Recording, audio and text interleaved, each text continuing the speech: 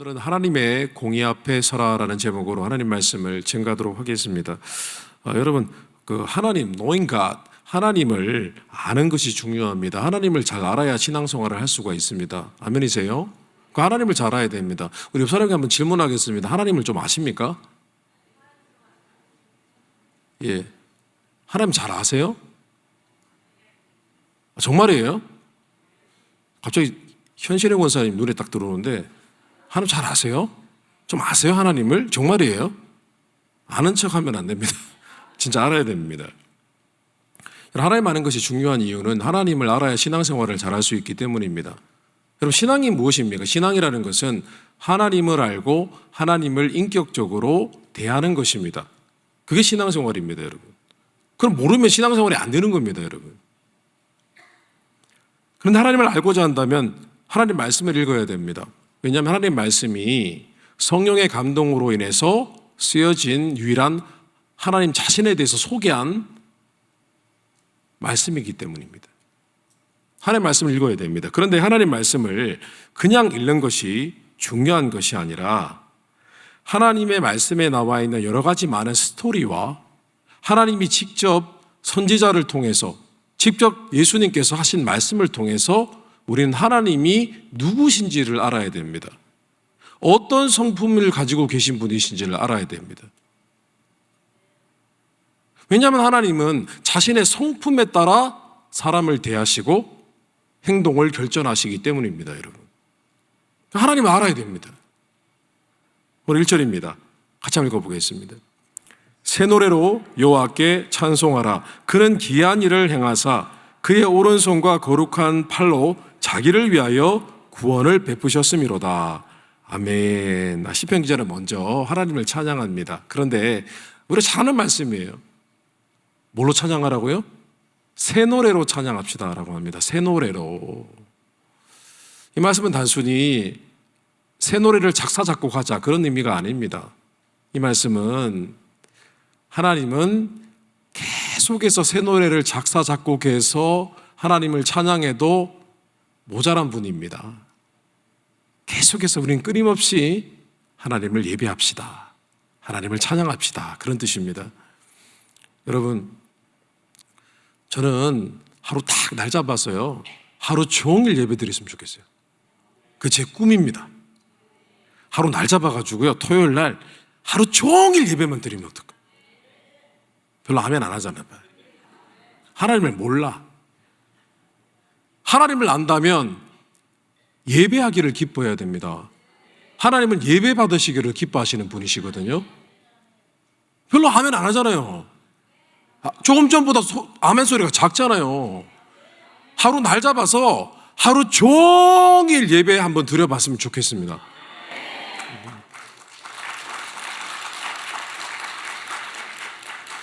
지난주 주일날 신비로운 일이 있었습니다. 3부 예배를 섬기시는 분들은 아실 겁니다. 그렇죠? 우리가 3부 예배 때 예배를 15분 더 드렸습니다. 찬양을 15분 더 했습니다. 근데 어떤 성도님들도 컴플레인 하신 분이 없으셨습니다. 너무 기뻐하셨습니다.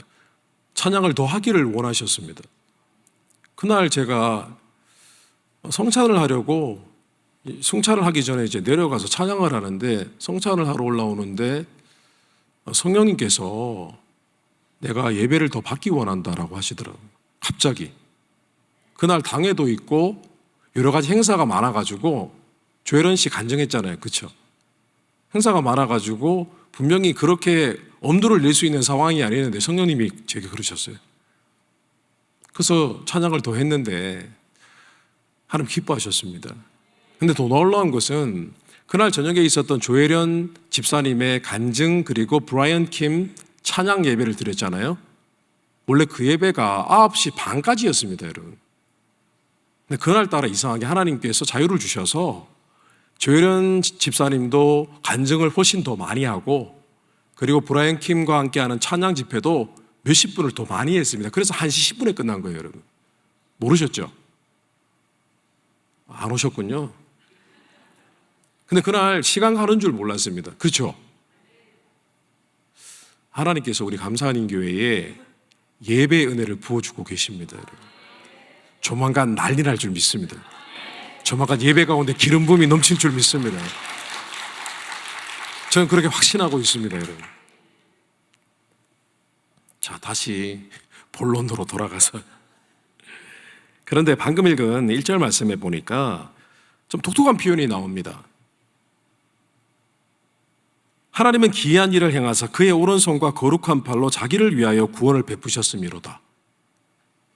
하나님의 백성들에게 구원을 베푸십니다. 은혜를 베푸시는데 자기를 위하여라고 했습니다. 자기를 위하여. 문자적으로 보면은 굉장히 이기적인 표현입니다. 하나님이 자기를 위하여 자신의 자녀들을 구원하신대요. 이기적이죠. 우리를 위해서가 아니라 자기를 위하여. 근데 이 말씀에는 아주 중요한 비밀이 있습니다. 자기를 위하여 자신의 백성을 구하신다는 것은 1차적인 의미로는 하나님은 자신의 명예와 영광을 위하여 자신의 백성들을 구원하신다는 뜻이 됩니다.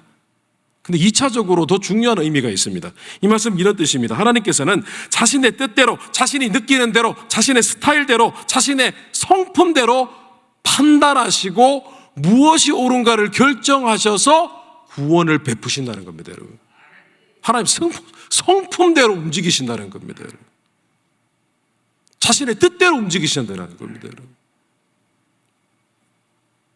우리 속에는 정말 하나님의 성품, 그분의 스타일, 그분은 어떤 생각이신지, 어떤 분이신지를 알고 신앙생활을 해야만 한다는 결론에 이르게 됩니다. 아멘이십니까? 그렇다면 하나님 어떤 분이실까요? 우리 하나님의 성품을 다 이해할 수는 없습니다. 그런데 기본적으로 우리가 듣고 배운 하나님의 성품은 크게 두 가지입니다. 공의로우신 하나님, 인자와 긍휼이 무궁하신 사랑의 하나님. 공의 그리고 사랑입니다. 사실 이렇게 표현하는 것도 부족합니다마는 인간의 성품과 기질을 빗대어서 인간의 언어로 표현하기에 그렇게 할 수밖에는 없습니다. 그런데 놀라운 것은 맞습니다. 이 두 가지 성품이 서로 복합적으로 작용하여 하나님은 우리를 대하고 계십니다, 여러분. 하나님이 하시는 모든 말씀과 행하심, 이 두 가지 성품의 상호작용으로 나타나는 결과입니다. 오늘 2절에 이런 말씀이 있습니다. 같이 읽겠습니다. 여호와께서 그의 구원을 알게 하시며 그의 공의를 문나라의 목전에서 명백히 나타내셨도다. 아멘. 아니나 다를까 오늘 시편 기자는 주저할 것 없이 바로 하나님의 성품 가운데 공의로우심에 대해서 언급을 하고 있습니다. 여기서 아까 질문을 드리겠습니다. 여러분, 하나님은 사랑의 하나님이시고 공의의 하나님이십니다. 맞습니까? 자, 그러면 어느 쪽이 먼저일까요? 다시 말씀드리면 하나님은 공의로우신 하나님이시고 사랑의 하나님이신데 하나님의 성품이 제일 먼저 무엇이 먼저 발현이 됐을까요? 정확하게 표현하면 무엇부터 보였었을까요? 하나님은 사랑이시니라. 공의입니다, 여러분. 공의. 자, 예를 들어 보겠습니다. 하나님이 이 세상을 창조하셨습니다. 사랑으로 창조하셨을까요? 창세기 그런 내용은 안 나옵니다. 하나님은 자신의 뜻과 계획과 목적대로 이 세상을 창조하셨습니다. 그리고 마침내 사람을 창조하셨습니다. 하나님께서 이 만물을 창조하시고 우주를 창조하시고 했을 때 이 창조의 역사라는 것은 하나님의 공의로운 성품에서 하나님의 의로우시고 거룩하신 목적에 따라 창조하신 것이기 때문에 이것은 하나님의 공의로우심의 발현입니다, 여러분. 창조는. 자, 그런데 하나님이 자신의 형상으로 사람을 창조를 하시고 그 사람을 자신의 자녀 삼으셨습니다. 쉽게 얘기하면 마치 어머니가 아기를 낳듯이 우리를 낳으셨습니다. 낳으신 순간 하나님은 하나님의 속에 감춰진 사랑이 발현되는 겁니다. 자, 여성이 아이를 임신하기 전에 자녀를 사랑할 수 있나요? 없죠. 아이를 낳아본 적이 없으니까. 아이를 귀여워할 수는 있습니다. 사랑스럽게 느낄 수는 있습니다. 다른 사람의 아이를 보고. 그러나 그것은 진짜 사랑이 아닙니다. 그런데 여성이 결혼을 하여 아이를 임신하고 이 안에서 생명을 느끼는 순간 어머니는 아이가 곧 자신 같고 자신의 생명보다 더 중요하게 느끼게 됩니다. 그전에는 사랑이 없었어요. 하나님도 마찬가지입니다, 여러분. 하나님의 공의로우심에서 발현되어 창조하셨고 사람을 만드시고 그와의 관계 속에서 부모와 자녀의 관계가 되어졌을 때 하나님은 그를 사랑하시게 된 겁니다, 여러분.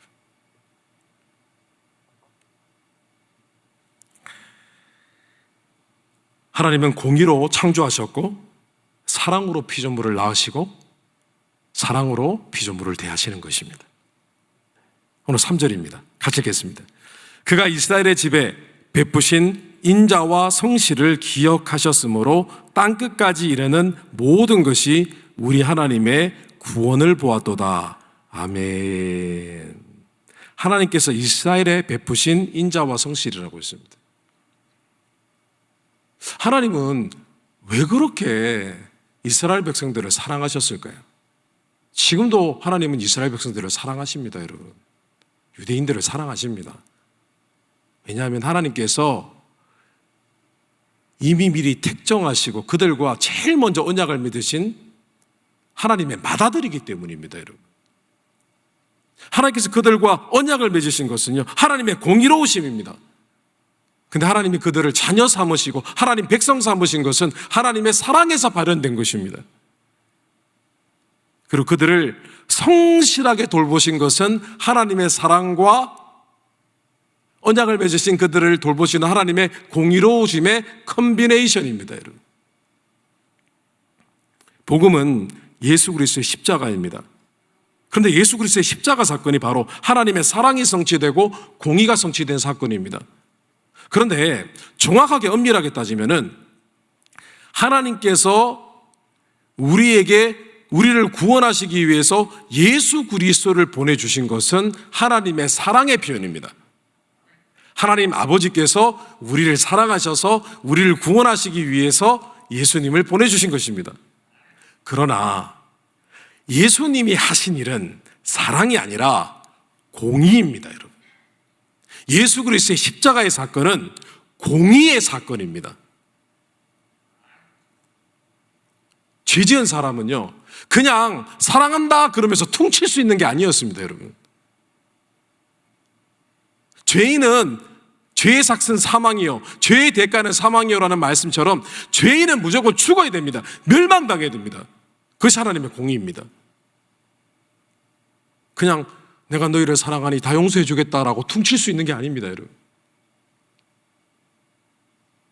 그래서 하나님이 자신의 죄인을 죽여야만 하는 그 공의로우심을 만족시키기 위해서 예수 그리스도를 보내셔서 예수 그리스도의 어깨 위에 우리의 모든 죄를 짐지우시고 십자가에 달려 돌아가셔서 우리를 대신 죄값을 치르게 하신 사건, 그 사건이 십자가의 사건입니다, 여러분.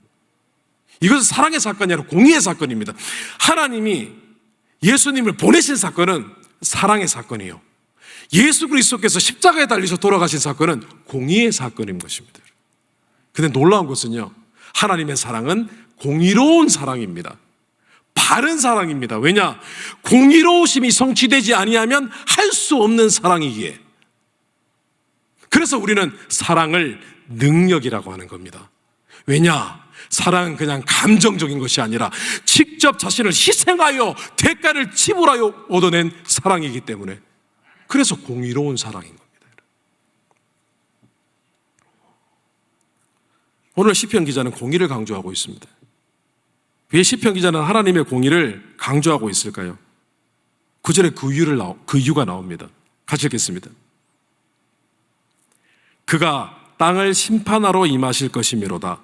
그가 의로 세계를 판단하시며 공평으로 그의 백성을 심판하시리로다. 아멘.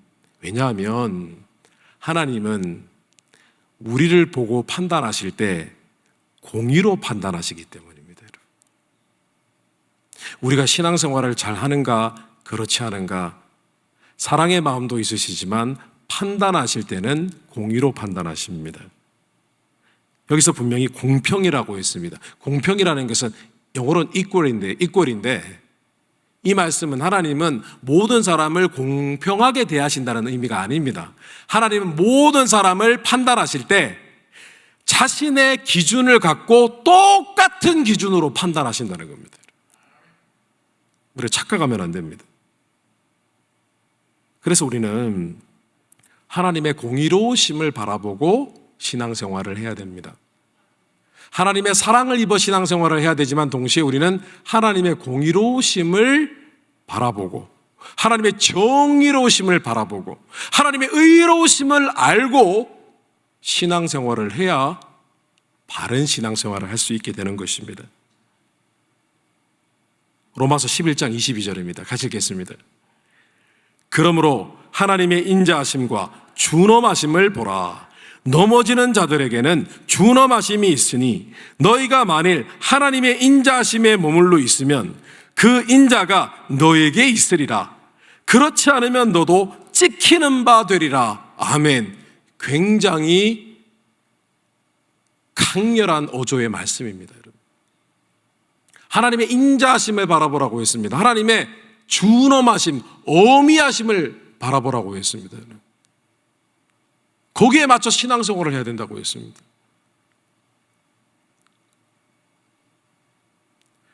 성도 여러분, 하나님의 공의와 사랑을 인식하며 신앙생활을 해야 됩니다. 우리는 오늘 읽은 말씀을 보니까 하나님의 어미하심, 준엄하심이 있는데 너희가 하나님의 준엄하심을 바라보며 신앙생활을 해야 된다고 했습니다. 그렇지 않으면 넘어지는 자들에게는 하나님의 준엄하심이 있을 것이라고 했습니다. 이게 무슨 말이냐면 이런 내용입니다. 여러분, 하나님을 바라보며 하나님을 경외하며 하나님의 뜻을 고민하며 그렇게 신앙생활을 하라는 겁니다. 하나님은 때로는 엄격하신 하나님이고 정확한 자신의 law, 말씀, 기준이 있으신 분이시기 때문에 그 말씀을 보며 신앙생활을 해야 되는데 하나님을 경외하지, fearing God 하지 않고 대충 신앙생활을 아무렇게나 하다 보면 결국은 하나님의 엄격하심, 어미하심 앞에 심판당하고 서게 될 것이라는 뜻입니다, 여러분.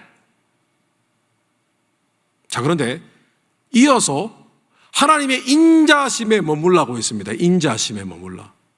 이 말씀은 무슨 뜻이냐면 하나님께 잘 보여야 된다는 겁니다, 여러분. 하나님의 사랑을 입을 짓을 하라는 뜻입니다. 그리고 얼른 죄 지으면 하나님의 사랑에 기대어 회개하라는 겁니다, 여러분. 사랑 안에 머물라는 것이 그냥 사랑에 취해서 주님 나 사랑하시는구나 그렇게 살라는 뜻이 아니라 하나님이 우리를 사랑하시는 것을 믿고 죄가 있으면 빨리 회개하고 돌이키고 하나님을 의지하고 나아가라는 겁니다. 그리고 하나님이 기뻐하시는 뜻을 따라 살아가라는 겁니다, 여러분. 하나님 우리 사랑하실 때 잘하라는 뜻입니다, 여러분. 이스라엘 백성들이 멸망을 당했습니다. 왜 멸망을 당했습니까? 그들은 하나님의 인자하심만 믿었습니다. 헤세드, 하나님의 은혜.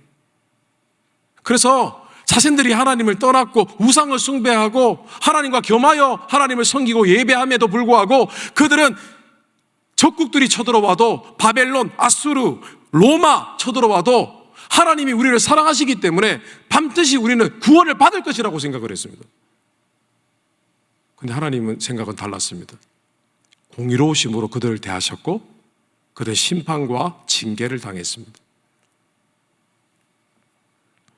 성도 여러분, 하나님을 예배하고 그분과 교제할 때는 하나님의 사랑을 바라보십시오. 사랑 안에 거하십시오. 사랑을 의지하십시오. 하나님의 사랑을 신뢰하십시오. 그리고 예배 가운데 깊은 하나님과의 사랑의 교제를 하십시오. 하나님의 사랑을 느끼십시오.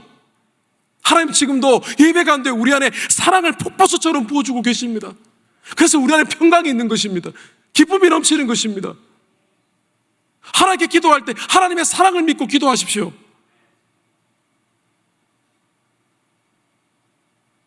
그리고 죄를 지었을 때는 하나님의 사랑을 신뢰하고 회개하십시오. 죄를 지었을 때는 하나님의 공의로우심 때문에 두려워해야 되지만 동시에 하나님의 사랑을 의식해야 하나님께서 나의 죄를 용서해 주시는 것이 믿어지거든요. 괜히 어떤 분은 막 죄의식에 빠져가지고 나 어떡하나. 아니요, 그때 하나님의 사랑에 의지하여 사랑 안에 머물고 회개하면 성령께서 역사하시고 우리 마음의 죄의식이 사라집니다. 자, 그런데 하나님의 말씀에 순종하고 하나님을 섬기고 우리의 일상에 있어서는 하나님의 공의로우심을 바라보십시오. 하나님의 공의를 의식하십시오. 하나님을 두려워하시기 바랍니다. 하나님의 공의를 의식하고 하나님이 기뻐하시는 의로운 신앙과 삶을 분별하고 선택하십시오. 하나님의 보고 계시는 것을 의식하고 말하고 행동하시기 바랍니다. 신앙생활, 교회생활 모든 것은 하나님의 공의로우심을 바라보아야만 합니다. 왜냐하면 어느 날 우리가 하나님 앞에 설 때 하나님의 사랑이 기다리고 있을 수 있고 하나님의 심판이, 책망이 기다리고 있을 수 있기 때문입니다. 그것이 하나님의 인자하심과 준엄하심을 보라고 하신 말씀의 의미입니다. 여러분, 지금 제가 무엇을 더 강조하고 있습니까? 하나님의 공의를 강조하고 있습니다. 왜냐하면 하나님의 사랑은 더 강조하지 않아도 우리 잘 알고 있습니다. 예수 그리스도를 보내주신 아버지의 사랑을 어떻게 달리 표현할 수가 있겠습니까? 하나님께서는 우리에게 예수 그리스도를 보내주심으로 말미암아 우리를 향한 자기의 사랑을 확증하셨느니라. 그런데 성경 말씀에는 이런 말씀도 있습니다. 이 예수를 하나님이 그의 피로써 믿음으로 말미암는 화목제물로 세우셨으니 이는 하나님께서 길이 참으시는 중에 전에 지은 죄를 간과하심으로 자기의 의로우심을 나타내려 하셨으니. 로마서 3장 25절 말씀입니다. 하나님의 사랑에 머물고 하나님의 공의로우심을 바라보십시오. 그렇게 신앙생활을 하십시오. 무엇을 하나님이 기뻐하실까를 날마다 고민하십시오. 그럼 신앙생활은 언제나 바른 길로 가고 하나님의 극진하신 사랑을 입게 되어지는 것입니다.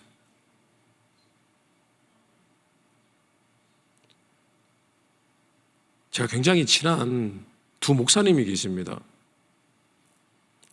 서로 목회가 너무 바빠서 한 2달에 한 번 만나는 것 같습니다. 2달에 한 번, 때로는 뭐 석 달에 한 번 만날 때도 있고. 목사님들 다 나름 규모가 있는 교회를 섬기는 담임 목사님들이십니다. 근데 며칠 전에 목사님 만났습니다. 목사님 만나서 세 사람이 또 오손도손 얘기를 나눕니다. 대부분 목회적인 얘기죠. 또 개인적인 얘기도 하고. 대화를 나누는데 이야기를 하다 보니 한 20년 전에 사역을 할 때에 있었던 일들을, 에피소드들을 이렇게 얘기를 합니다. 막 얘기를 나누었습니다. 얘기를 나누다 보니까 과거에 어떻게 사역을 하고 교회를 섬겼는지를 얘기를 들어보니까요, 하나같이 똑같아요. 아무도 보는 사람 없을 때 교회에서, 아무도 교회에 없는데 교회에서 쓰레기를 치우고 청소하고 또 때로는 모잉도 하고 잔디도 깎고 아무도 지켜보지 않는데 그냥 교회를 이렇게 챙기고 문을 열고 닫는 일도 하고. 근데 모두 이구동성으로 하는 얘기가 뭐냐면 그렇게 기뻤대요. 저도 그랬거든요. 그 목사님이 다 똑같더라고요. 아무도 보지 않는데 그냥 교회를 섬기고 있는 거예요. 막 천장에서 막 비가 새면 가가지고 막 물통 갖다 놓고 아무도 얘기 안 해도 그렇게 하고. 근데 똑같이 그렇게 했더라고요, 다. 그러면서 공통적으로 하는 얘기가 뭐냐면 그냥 하나님이 보시니까, 하나님이 아시니까,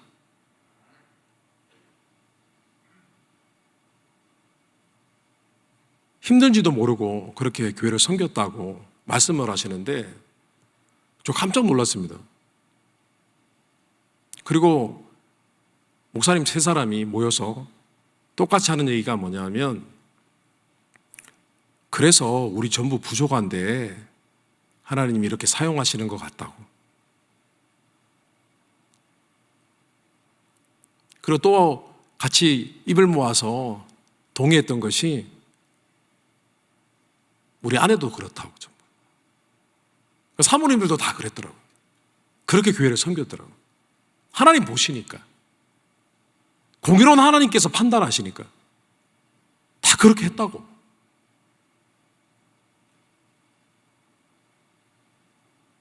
성도 여러분, 하나님의 준엄하신 앞에서